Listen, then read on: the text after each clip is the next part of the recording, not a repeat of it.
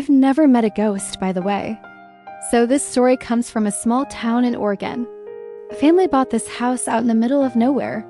And the reason they were able to buy it for such a low price was because the previous owner had died in the garage. Not just died, but died by suicide. The family didn't know that when they bought the house. They only found that out after they moved in. Then the next year, the tenant died in the home as well. No one knew how or why, so the owner decided to sell the place. And get this, the person who bought it, the seller, died just 2 weeks later. At this point, everyone in town was whispering that the house was cursed, but a guy named Gary didn't care. He was a skeptic. He didn't believe in ghosts. He actually thought the whole thing was hilarious. So when a local woman offered to smudge the house with sage, he laughed and said, "That's ridiculous.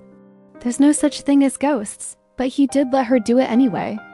And apparently she found a lot of negative energy in the basement. She told him that he should probably get rid of that old musty carpet down there, but he just kind of blew it off. Then 6 months later, he was down there playing with his son and the floor collapsed and they both fell through. It just so happened that the one spot where the floor gave way was the exact spot where the previous owner had died. Gary died instantly, but his son survived. Gary's wife was understandably freaked out. She sold the house to a young couple and moved away.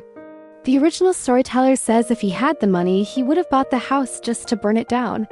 Now, this story comes from a guy who has a channel about all things paranormal, and he says that the pattern is undeniable.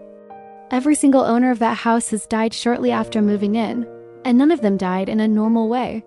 So what's going on there? Why does this house have such a gruesome history? I don't know. I'm just glad I don't live in that house.